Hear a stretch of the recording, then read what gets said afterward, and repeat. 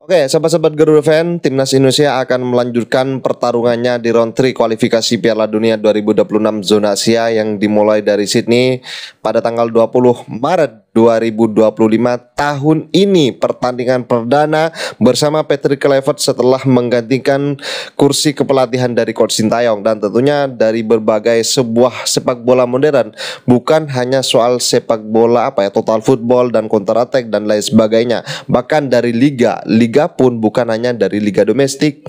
Coba saya petik satu contoh saja, yaitu Liga Inggris. Liga Inggris loh, Timnas Inggris, kan begitu ya. Dan ada sebuah analisa dari berbagai pengamat, Bung Binder, Bung Justin, Coach Justin, Bung Ropan, dan lain sebagainya. Dan biar gak salah paham, mari kita simak bersama, dan tanggapan kalian silahkan ditulis di kolom komentar. FIFA buka pintu Timnas Indonesia lolos Piala Dunia terbuka lebar. Induk Organisasi Sepak Bola Dunia atau FIFA tengah mengkaji Piala Dunia 2030 untuk diikuti 64 tim.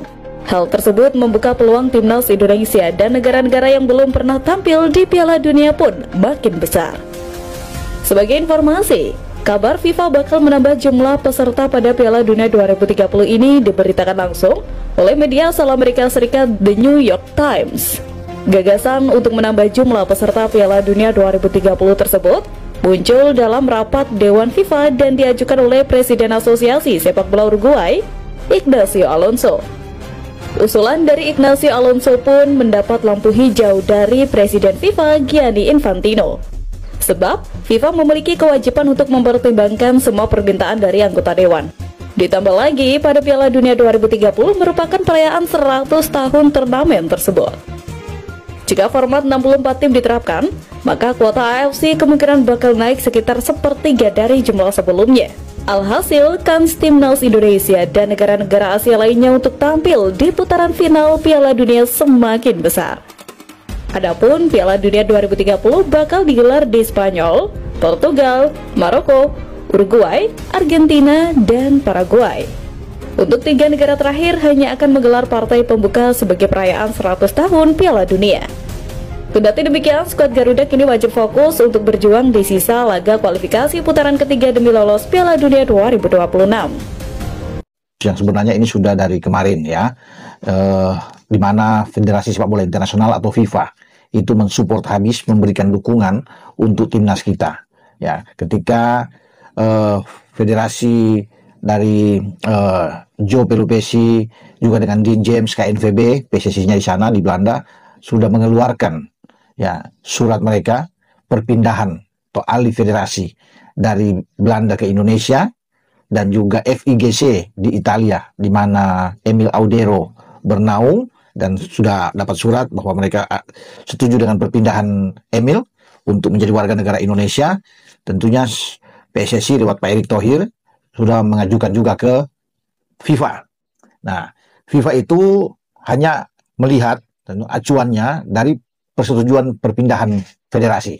Ya, ketika KNVB dan FIGC pada tanggal 13 lalu menuntaskan semua ini, itu sudah clear, oke, bisa didaftarkan Joe Pelupesi, Dan James, dan Emil Audero di dalam skuad tim nasional Indonesia yang akan menghadapi Australia dan Bahrain tanggal 20 dan 25 Maret yang akan datang di grup C ya, Piala Dunia Asia ini, karena kita juga masih akan berhadapan dengan Cina dan Jepang pada bulan Juni yang akan datang. Jadi itu sudah sah. Namun FIFA juga perlu untuk mendapatkan surat tembusan ini, itu yang dilakukan oleh Pak Ketua Umum untuk meneruskan ini.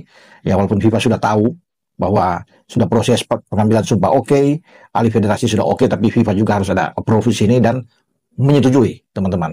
Jadi kemarin ketika saya juga mengkonfirmasi lagi ke Pak Erick, bagaimana, apakah surat sudah aman.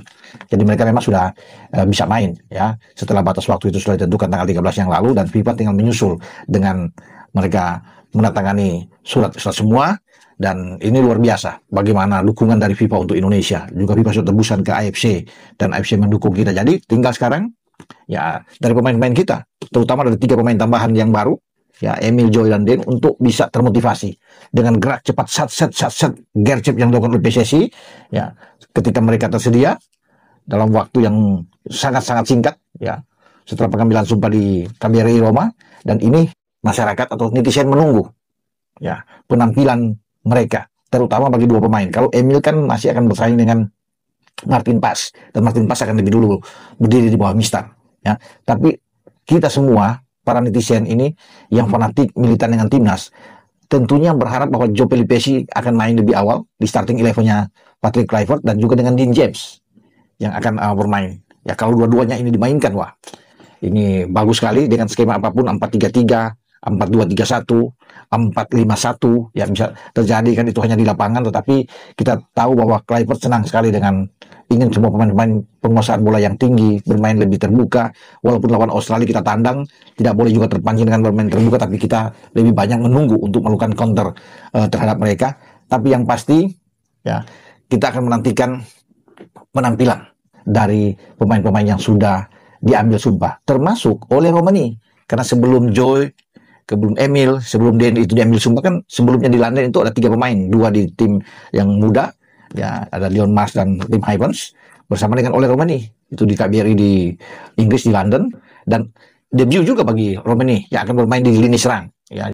Gua akan main 4-3-3. 4-3-3. Martin Paes kiper. Oke. Kiri Kelvin Verdong. Kanan Kevin Dix. Dix. Tengah Hilgers sama Itzet. Oke. 3 di tengah. 3. Tom.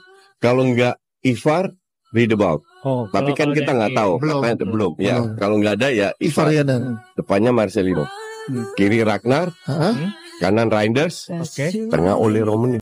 Pertama, didatangkannya pelatih baru itu ingin mengupgrade permainan sepak bola Indonesia. Mengupgrade maksudnya mengubah lah. Nggak defend and counter Betul. seperti sebelumnya. Betul. Nggak main pragmatis Nggak seperti main sebelumnya. pragmatis Oke, itu betul. Itu Ya, betul. karena memang sebelumnya gue juga bisa memaklumi karena memang core permainan kita, pemain-pemain kita lebih banyak DNA-nya bertahan, bro. Iya kan? Jaitzes, Hilgers, siapa lagi? Verdong, Sandy Walsh, Hapner, ya, itu lebih banyak tuh bertahan gitu. Rizky Ridho, kekuatan kita memang di situ, tidak dipungkiri. Tapi dengan adanya pelatih baru ini, adanya puzzle-puzzle yang memang yang ada kekurangan atau mungkin udah ditambah, di ya sini. betul. Nah, DNA dari jajaran pelatih ini juga memang kan kelihatannya dari negeri yang memang menganut sepak bola menyerang, bro. Benar. Dengan adanya mereka, ya kita harapkan Indonesia bisa berubah menjadi sebuah sepak bola yang atraktif, lebih menyerang, berani mungkin menguasai bola, berani mengambil inisiatif serangan, tidak hanya menunggu. Karena kalau dilihat juga yang kemarin kita bilang, yang tadi gue bilang, kita udah pernah punya pengalaman lawan Australia. Walaupun pada saat itu defend total, iya kan? Padahal itu kesempatan kita juga untuk menang. Betul. Dan kita udah tahu nih permainan Australia seperti apa. Gitu. Untuk Alex Parstor, Lanzard, Kluivert, pasti mereka sudah mempelajari. Harus. Kalau mereka nggak pelajari sangat berbahaya, bro. Iya, benar.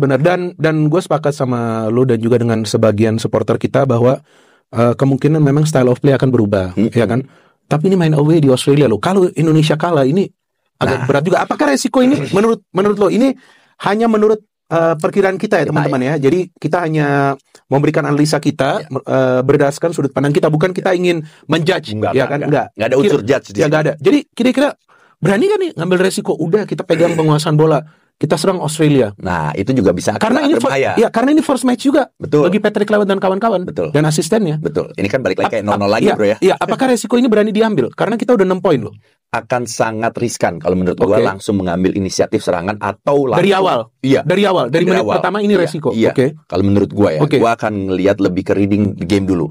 Kita lihat 15 menit pertama, respon lawan seperti apa, kekuatan lawan seperti apa. Di situ juga pelatih harus bisa. Gue yakin lah, pasti sekelas pelatih Lanzard, Pastor, Kluivert itu pasti akan reading game. Dia melihat, oh di sini kita bisa maksimalkan. Oh di sini ternyata dia kuat.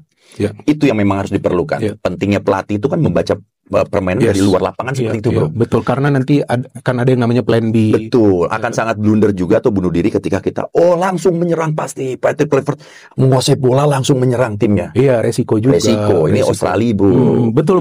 Tetap saja mereka adalah tim yang lebih matang. Betul. Karena mereka teman-teman sudah terbiasa main di kualifikasi Piala Dunia dan langganan Piala Dunia. Itu dia. Dan sekarang Australia melihat Indonesia sebagai rivalnya. Nah, ini yang hebat loh. Itu kan sebuah pandangan yang harus kita apresiasi ya. Oh iya, betul. Ini sesuatu yang positif. Kenapa mereka sekarang pandang Indonesia adalah rival mereka untuk lolos ke Piala Dunia? Karena bro, sekarang yang gue lihat di materi pemain, 20 pemain ya teman-teman, 20 pemain kita bermain di Eropa, berikut Marcelino.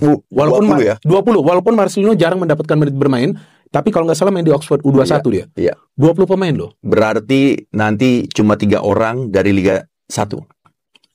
Ya, sepertinya seperti itu. Sepertinya. Iya, sepertinya. Kalau misalnya lolos semua itu ya. Dengan catatan Emil, Dean James dan Joey masuk. Betul. Dengan catatan itu. Ini berikut dengan 3 pemain dan Begot belum ada loh. Ya. Kalau ada Begot, artinya ada tambahan pemain lagi yang bermain di luar negeri. Di luar negeri. Jadi, ini artinya timnas Indonesia materi pemain ini sudah standar Eropa, bro. Standar Eropa. Tapi mainnya di Asia. Di Asia. Artinya kita punya advantage dong. Kita punya keunggulan dong. Betul. Iya dong. Kita punya materi pemain yang matang, yang sebagian besar juga dibina di Eropa, mayoritas di Belanda. Permainan secara teknik tentu lebih tinggi. Sekarang pelatihnya pun dari Eropa. Artinya kita nggak bisa dianggap sebagai underdog juga. Mungkin kuda hitam. Kalau menurut saya. Iya, betul. Nah, itulah mungkin dengan adanya pelatih baru ini dan juga yang perlu kita garis bawahi juga ada kesamaan culture, bro. Kesamaan bahasa. Benar. Yang memang dulu digadang-gadang itu jadi sumber konflik bagi pemain dan juga pelatih. Nah, komunikasi. Itu memang menurut gue setuju. Itu sangat penting, bro. Iya, betul. Ketika sama strategi itu disampaikan oleh orang lain, beda.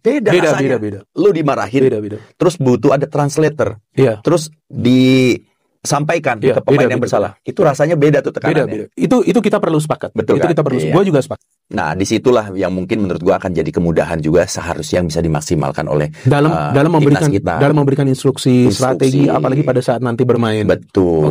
Permasalahan itu seharusnya udah tidak ada. Ya kan? Betul. Langsung fokus ke permainan, langsung fokus strategi. Dan menurut gua juga seharusnya buat pelatih-pelatih timnas kita tidak begitu menemukan kesulitan untuk menyatukan kepingan puzzle ini karena mereka itu juga yang gua rasa juga begitu. Iya dong, seharusnya seperti itu. Iya, gua rasa juga begitu kayaknya, dan itu yang kita harapkan juga kalau menurut gua. Iya, benar. Gua harapkan bahwa mereka tidak akan membutuhkan waktu lama. Karena selain juga puzzle, seperti yang tadi lu katakan experience. Beberapa pemain kita kan teman-teman sudah punya pengalaman bermain di round 3. Dan itu sedikit banyak akan memberikan mereka keuntungan. Modal bagi mereka main di Australia dan berita terakhirnya banyak sekali pemain dari Australia ini lagi cedera. Ya kalau di istilahnya gym atau apa, itu muscle memorinya masih ada, bro. Ya masih ingat semua. Benar. Masih terekam dengan baik harusnya. Benar, dan yang gua baca tadi beritanya baru tadi pagi sebelum kita rekaman, bahwa ada video analis juga dari timnas yang akan datang. Wah. Kluivert nggak mau ngambil resiko dulu untuk pertandingan melawan Australia nanti. Iya, bukan tanpa alasan kalau 3 pemain ini dalam tanda petik dikebut ya prosesnya ya. Itu bukan tanpa alasan. Pasti ada alasannya. Saya pikir kita semua sudah pernah mendengar Kluivert mengatakan pada saat konferensi pers pertama dia, bahwa dia akan bermain dengan formasi 4-3-3. Itu artinya berbeda dengan formasi Sintayong yang biasa bermain dengan 3-4-3. Nah, salah satu konsekuensi kalau bermain dengan 4-3-3, di lini pertahanan itu aman. Karena pemain seperti Miss Hilher, Jai Ijes, Kevin Dix, Verdong, itu di klubnya main 4-3-3. Jadi aman. Lini pertahanan berubah dari 3 jadi 4 itu aman. Yang jadi masalah mungkin di tengah, sedikit masalah sebetulnya. Karena kalau kita bermain dengan 3-4-3, kita cukup punya 2 gelandang tengah. 2 gelandang lain adalah back sayap. Tapi kalau 4-3-3, maka kita pakai 3 gelandang. 1 holding midfielder, pemain jangkar, 2 gelandang serang. Nah, 2 gelandang serang itu kita sudah punya Ivar Jenner, sudah punya Tom Hai, ada Marcelino juga. Tapi gelandang jangkarnya tidak ada. Yang karakternya murni seorang defensive midfielder itu nggak ada selama ini. Makanya Joey Pelupesi itu kan agak dikebut prosesnya. Karena dia inilah calon pemain yang mengisi posisi defensive midfielder. Kalau di depan mungkin tergantung. Ya? Betul. Ya. Nah, ini yang prosesnya akhirnya dikebut. Jadi kalau memang nanti melawan Australia, ada baiknya berarti kalau Joey ini menduduki posisi inti karena dia punya posisi jangkar gitu, kurang lebih menurut Anda, Bungkus? Iya, kalau Kluivert konsisten dengan ucapannya bahwa dia akan bermain 4-3-3, maka dia butuh gelandang bertahan dan itu posisinya Joey Pelupesi. Tapi kalau dia memilih langkah yang lebih pragmatis, dia mempertahankan 3-4-3, itu juga mungkin karena kita punya pemain belakang kan banyak tuh di belakang. Ada Jordi Amat, ada Justin Hubner, ada Miss Hilher, ada Jai Ijes, ada Rizky Ridho. Maka tidak ada perubahan. Mungkin Joey Pelupesi akan bermain dari bench. Jadi tergantung Kluivert berani mengubah jadi 4-3-3 atau tetap bertahan 3-4-3. Tapi menurut saya juga analisis Anda ini sangat tepat karena selama ini di bawah kepelatihan pelatih yang terdahulu Coach Sintayong tidak ada yang menjembatani antara lini depan dan lini belakang untuk bisa sama-sama merebut bola di tengah. Nah, posisi jangkar inilah yang nanti akan diperankan oleh Joey, kurang lebih begitu ya. Iya, betul. Kadang-kadang memang Nathan Chuaon dimainkan di situ gitu ya. Tapi Nathan itu bukan seorang defensive midfielder murni, dia seorang back kiri. Makanya Sintayong tuh sekuatnya salah titik lemahnya itu nggak punya defensive midfielder yang murni. Ivar bukan, Tom Hai bukan, Ricky Kambuaya juga bukan. Oke, itu defensive midfielder. Iya. Ini meskipun tadi kata Bungkus, ini subjektivitas pelatih sebenarnya ya. Bagaimana melihat mana yang lebih lebih siap begitu kalau dimainkan melawan Australia nanti. Iya. Kalau dengan situasi seperti sekarang, ini baru ke Australia kalau nggak salah 17 Maret nanti. Itu artinya hanya 3 hari. Mereka berkumpul dan latihan bersama menjelang pertandingan.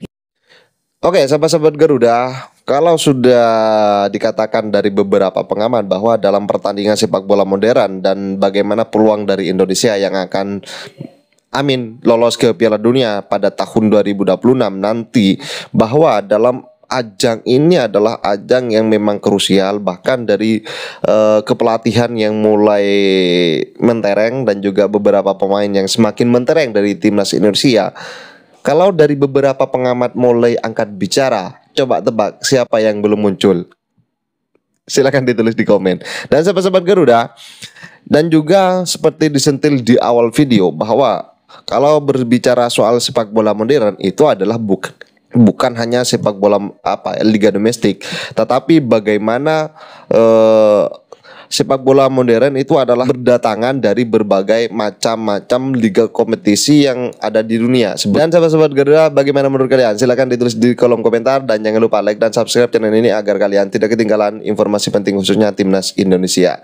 Satu hal yang penting, dukung terus timnas Indonesia untuk mempertaruhkan segala perjuangannya di round 3 kualifikasi Piala Dunia 2026 dengan misi membawa lambang Garuda terbang tinggi ke Piala Dunia 2026 dan selanjutnya juga ada Piala Asia dan SEA Games dan lain sebagainya.